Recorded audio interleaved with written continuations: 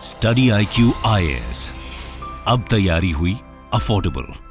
नमस्कार दोस्तों एक बहुत ही चिंताजनक स्थिति सामने आई है। बताया जा रहा है कि भारत से कई सारी जो फ्लाइट्स उड़ानें भरती हैं, एयरक्राफ्ट उड़ान भरती है और वो आपका मिडिल ईस्ट होते हुए यूरोप की तरफ जाती हैं। तो मिडिल ईस्ट में जब वो जा रही होती हैं तब वहां पर उनके जो नेविगेशन सिस्टम है उसके साथ छेड़छाड़ होता है। कहने का मतलब यह है कि जो ईरान हो गया, इराक हो गया, सीरिया, वो जो मिडिल ईस्ट वाला पूरा इलाका है, वहां से जब फ्लाइट्स गुजर रही होती हैं तो आज के डेट में आपको पता ही है कि यहाँ पर जो टेक्नोलॉजी है उसके ऊपर काफ़ी ज़्यादा डिपेंडेंसी आ गई है। नेविगेशन से लेकर हर एक चीज़ टेक्नोलॉजी के माध्यम से चीज़ें की जा रही हैं। तो इसी की वजह से आप सोच के देखिए, अगर एयरक्राफ्ट को लगेगा कि उसका नेविगेशन सिस्टम सही से वर्क नहीं कर रहा है, प्रॉब्लम आ गई है, तो कितनी बुरी स्थिति आ सकती है। जो यात्री सवार हैं एयरलाइंस में, उनके लिए जान का खतरा हो सकता है। और ये आप देख सकते हो खबर, India planes face GPS spoofing and jamming over Middle East. और इसी को देखते हुए DGCA ने कुछ सर्कुलर जारी किया है, चेतावनी जारी की है, और इसी के बारे में आपको डिटेल से बताऊंगा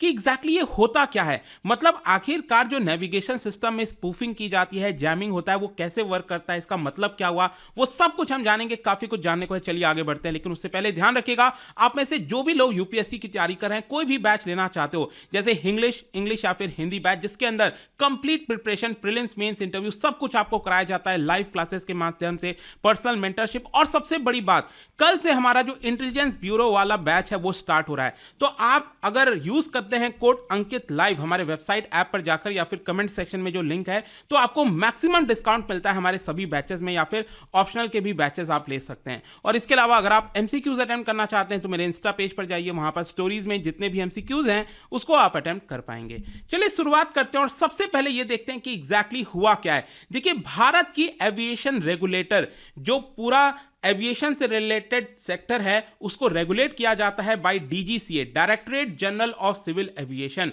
उन्होंने सर्कुलर जारी किया है हमारे इंडियन सिविलियन एयरक्राफ्ट ऑपरेटर्स को, मतलब जैसे कि इंडिगो हो गया, एयर इंडिया हो गया, जो इंटरनेशनल फ्लाइट्स जाती हैं और स्पेशली मिडिल ईस्ट के एरिया से जाती हैं। और मिडिल ईस्ट की जब मैं बात कर रहा हूं तो जैसा कि आप देख सकते हो, ये वाला जो पूरा एरिया है, स्पेशली ईरान, इराक, सीरिया, यहां से जब ये फ्लाइट्स उड़ान भरती हैं और जा रही होती हैं, इधर से पास हो रही होती हैं, यूरोप की तरफ जाती हैं, तो यहां पर उनका जो नेविगेशन सिस्टम है उसके अंदर इंटरफेरेंस देखने को मिला है। मतलब इस पर्टिकुलर एरियाज में नेविगेशन सिस्टम में इंटरफेरेंस देखने को मिला है, जिसकी वजह से हमें यहां पर सावधानी रखनी चाहिए। और इस तरह के जो इंसिडेंट्स हैं वो लगातार बढ़ते गए हैं, और इसी की वजह से यहां पर कई सारे डायरेक्शंस को फॉलो करना होगा इंडियन एयरलाइंस को, तो वो हम जानेंगे। लेकिन सबसे पहले तो यहां पर थोड़ा समझने की कोशिश करते हैं कि ये जैमिंग वगैरह होता क्या है। उसके पहले आपको समझना होगा कि जो एयरक्राफ्ट नेविगेट कैसे करता है। मतलब कि अगर मान लो भारत से कोई एयरक्राफ्ट गया, उड़ान भरा, और अगर उसको यूरोप में, इटली की तरफ जाना है,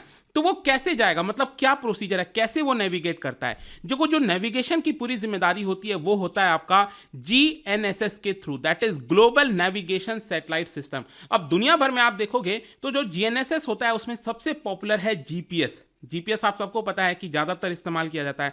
इनफैक्ट आज भी आप अपने मोबाइल में GPS का इस्तेमाल करते हैं। ऑल्दो भारत के अंदर आपको पता है नाविक सिस्टम डेवलप किया गया है, लेकिन अभी उसको पॉपुलर यूज़ के तौर पर नहीं किया जा रहा है। मतलब कि नाविक सिस्टम भी क्या है कि भारत का जो एरिया है उससे 1500 किलोमीटर के ही डिस्टेंस तक आप उसका इस्तेमाल कर सकते हैं। लेकिन जो GPS वगैरह है उसमें 24 सैटेलाइट्स होते हैं, जिसकी वजह से पूरे दुनिया में वो कहीं पर भी चल जाता है। इसके अलावा रशिया का ग्लोनास हो गया, इसके अलावा यूरोप का गैलीलियो और चाइना का तो ये इनको कहा जाता है ग्लोबल नेविगेशन सैटेलाइट सिस्टम। मतलब ये ग्लोबली चला करते हैं, और इन्हीं के मदद से यहां पर जो हमारे एयरक्राफ्ट हैं, फ्लाइट्स हैं, वो यहां पर नेविगेट करती हैं। अब वैसे मैं आपको बता दूं कि ये तो टेक्नोलॉजी हो गया कि टेक्नोलॉजी के माध्यम से, सैटेलाइट के माध्यम से एयरक्राफ्ट आपका जा रही होती है। लेकिन इसके साथ साथ सेफ्टी के तौर पर, मान लो अगर नेविगेशन में कोई दिक्कत आ गई, कोई प्रॉब्लम आ गया, तो एयरक्राफ्ट के अंदर जो कन्वेंशनल नेविगेशन सिस्टम है ना, जो पहले से यूज होता आ रहा है, वो भी वहां पर रहता है, ताकि इमरजेंसी के समय इसको भी इस्तेमाल किया जा सके। लेकिन क्या है, आज के डेट में आप देखोगे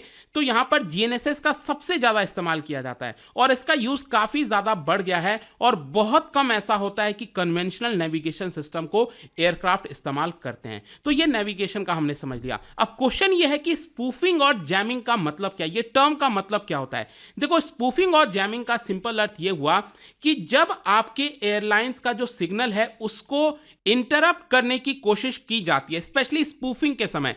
जैसे कि मान लो यहां पर आप इस डायग्राम से समझ सकते हैं कि ये मान लो कोई फ्लाइट है, ठीक है, वैसे तो ये ड्रोन बना हुआ है, लेकिन मान लो कोई फ्लाइट है, वो जा रहा है और उसको पहुंचना है ये वाले लोकेशन पर, ये लैंडिंग लोकेशन है इसका, जैसा कि आप यहां पर देख सकते हो। तो क्या हो रहा है कि यहां पर इसको नेविगेट कौन कर रहा है, ये सैटेलाइट के माध्यम से, जीपीएस के माध्यम से यहां पर उसको लगातार नेविगेट किया जा रहा है कि उसको यहां पर लैंड करना है। लेकिन मान लो स्पूफिंग के माध्यम से क्या किया जाएगा कि ग्राउंड बेस्ड यहां पर कोई डिवाइस होगा, वो डिवाइस सिग्नल भेजेगा यहां पर, और सिग्नल भेजने की वजह से क्या होगा कि एयरक्राफ्ट का जो सिग्नल बना हुआ है सैटेलाइट के साथ, वो एक तरह से ब्रेक हो जाएगा। और ब्रेक होने की वजह से कई बार क्या होता है कि यहां पर उसका जो नेविगेशन है उसको कहीं और डाइवर्ट कर दिया जाता है, उसको बोल दिया जाता है कि आपका जो लैंडिंग लोकेशन है वो यहां पर है। अब आप खुद सोच के देखिए, आप मान लो पायलट हो और आप जा रहे हो और आपको जाना यहां पर है और आपको एक्चुअली लैंडिंग इधर करनी है, लेकिन जानबूझकर सिग्नल इंटरप्शन की वजह से, स्पूफिंग की वजह से यहां पर आपका जो डायरेक्शन है वो गलत दिखाया जा रहा है। तो कितना बड़ा ये हादसा हो सकता है। स्पूफिंग में कई बार ये भी होता है, जैसे कि मान लो अगर कोई एयरक्राफ्ट है और वो यहां पर पहुंच गया है, इराक पहुंच गया है, ठीक है, इस एरिया में पहुंच गया है, लेकिन स्पूफिंग की वजह से यहां पर आपका जो करंट लोकेशन है वो बताया जा रहा है कि आप तो टर्की पहुंच गए हो, ठीक है। तो इससे कितना खतरा हो जाएगा कि आप हो अभी इराक के अंदर, लेकिन आप पहुंच गए हो एक्चुअली में टर्की। तो ये जो स्पूफिंग, ये जो पर्टिकुलर चीज किया जाता है, डाइवर्ट किया जाता है, मतलब सिग्नल को इंटरप्ट किया जाता है, इसी को हम कहते हैं स्पूफिंग। और बहुत ज्यादा ये डेंजरस होता है। मतलब एक तरह से एयरक्राफ्ट को फूल करने की कोशिश की जा रही है, उसको बेवकूफ बनाने की कोशिश की जा रही है। वहीं जहां तक जैमिंग का सवाल है, तो जैमिंग का सिंपल अर्थ होता है जैम कर देना। मतलब यहां पर एयरक्राफ्ट का जो सिग्नल बंधा हुआ है सैटेलाइट से, उसको जैम कर दो ताकि एयरक्राफ्ट को ये सिग्नल ना मिल पाए। अब देखो इसमें अंतर क्या है, स्पूफिंग और ज्यादा डेंजरस है। अब यहां पर मान लो जो पायलट है उसको पता है ना कि वो सैटेलाइट से कनेक्ट नहीं कर पा रहा है, तो वो कन्वेंशनल वाला नेविगेशन सिस्टम निकालेगा और उससे ऑपरेट करेगा फ्लाइट को, तो चलो वो फिर भी हो जाएगा। लेकिन आप स्पूफिंग के समय आपको तो पता ही नहीं है कि क्या वो असली है कि नकली है। तो इसी की वजह से ये जो चीजें होती हैं वो काफी डेंजरस हो जाती हैं। और स्पेशली स्पूफिंग और जैमिंग का प्रयोग जहां पर वॉर चल रहा है, जहां पर मिलिट्री प्रोजेक्ट चल रहे हैं, वहां पर अक्सर देखने को मिलता है। जैसे कि अभी रिसेंटली आपको बता दूं, ये खबर आई थी, पिछले महीने की खबर है कि जो इजरायली डिफेंस फोर्सेज हैं उन्होंने जीपीएस जैमिंग का इस्तेमाल वेस्ट एशिया रीजन में काफी बढ़ा दिया है। मतलब ये जो पूरा वेस्ट एशिया वाला रीजन है, और इजराइल ने क्यों किया ऐसा किया था, इजराइल का ये कहना था कि हम ये जैमिंग सिस्टम इसलिए लगा रहे हैं ताकि सीरिया की तरफ से, लेबनान की तरफ से यहां से जो रॉकेट्स या फिर जो ड्रोन भेजे जा रहे हैं इजराइल की तरफ, उसको हम डाइवर्ट कर सकें, उसको हम एक तरह से दूसरी तरफ भेज सकें। इसलिए ये लोग जैमिंग और स्पूफिंग का इस्तेमाल कर रहे हैं। लेकिन अल्टीमेटली इनडायरेक्टली क्या हो रहा है, इसका असर हमारे फ्लाइट्स के ऊपर भी आ जाता है। और ये ऐसा नहीं है कि कोई इंडियन एयरलाइंस को टारगेट किया जा रहा है, ऐसा कुछ नहीं है। जस्ट दैट कि भारत की भी फ्लाइट जाती हैं और भी देशों की भी जाती हैं, तो उन सबको भी इससे खतरा होगा। और मैं आपको बता दूं, अभी लेटेस्ट रिपोर्ट के आधार पर बताया गया था कि यहां पर जो नदन ईरान है, नदन इराक वाला हो गया, ये वाला जो एरिया हो गया, फिर इसके अलावा अजरबैजान वाला जो पूरा एरिया हो गया, यहां पर देखने को मिला था। और लेटेस्ट खबर यहां पर आई थी कि टर्की अंकारा, यहां पर भी कुछ इस तरह की चीजें हुई हैं। मतलब जो नेविगेशन है उसके साथ इंटरप्शन देखा गया है। तो अब क्वेश्चन ये है कि इन सारी चीजों को लेकर डीजीसीए क्या कर रहा है। देखो, directorate general of civil aviation, उन्होंने सर्कुलर जारी किया है सभी एयरलाइंस को और साथ ही साथ एयरपोर्ट अथॉरिटी ऑफ इंडिया को कि कैसे इस मामले से हम निपट सकते हैं। इनफैक्ट मैं आपको बता दूं, जब इसकी खबर आई थी, इसको देखते हुए 4 अक्टूबर को, पिछले महीने ही डीजीसीए ने एक इंटरनल कमिटी बनाई थी ताकि इससे हम निपट सकें। और इंटरनल कमिटी ने कई सारे एक्सपर्ट से बात की और जो दुनिया में बेस्ट प्रैक्टिसेस यूज किए जाते हैं इससे निपटने के लिए, वो यहां पर किया गया और फाइनली कुछ सजेशन दिया गया। वो सजेशंस क्या है मैं आपको बता देता हूं। सबसे पहला जो सजेशन इसके अंदर ये बोला गया है, अगर किसी भी एयरलाइंस को इस तरह के प्रॉब्लम्स फेस करने पड़ते हैं मिडिल ईस्ट के अंदर या फिर कहीं पर भी,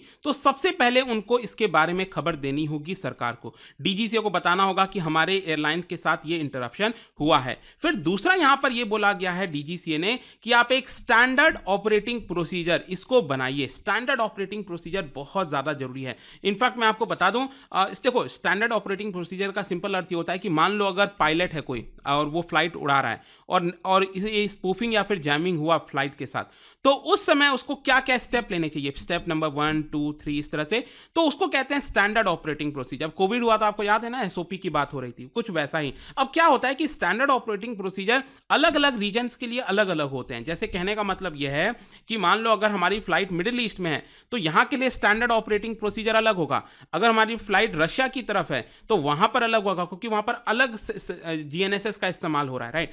तो इसी की वजह से यहां पर स्टैंडर्ड ऑपरेटिंग प्रोसीजर अलग होना चाहिए। और साथ ही साथ स्टैंडर्ड ऑपरेटिंग प्रोसीजर से क्या होता है कि जो पायलट का वर्कलोड है वो यहां पर थोड़ा कम हो जाता है। आप सोचिए पायलट कितना ज्यादा पैनिक में आ जाता होगा, अगर उसको पता ही नहीं है कि वो ऊपर हवा में कहां पर है एग्जैक्टली, उसकी लोकेशन कहां है, तो वो कितना पैनिक में आ सकता है। तो इसलिए उसके वर्कलोड को हटाने के लिए, कम करने के लिए ये स्टैंडर्ड ऑपरेटिंग प्रोसीजर जरूरी है और ये सभी एयरलाइंस को फॉलो करना होगा।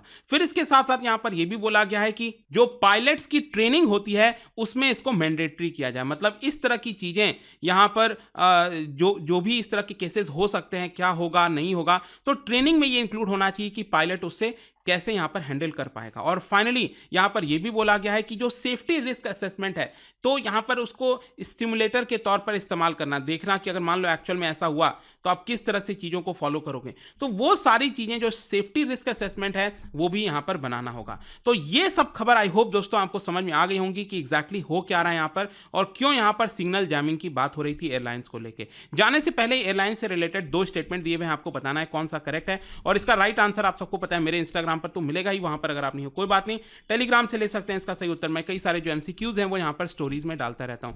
बाकी अगर आपको पीडीएफ चाहिए तो टेलीग्राम पर आइए, अलग अलग सोशल मीडिया पर आप जुड़ पाओगे। और जैसा मैंने आपको बताया यूपीएससी की अगर आप तैयारी कर रहे हो, just use this code Ankit live to get maximum discount. And I hope कि वीडियो आपको पसंद आया होगा। मिलता हूं आपसे next time, till then thank you very much, see you soon. Study IQ IAS, अब तैयारी हुई अफोर्डेबल।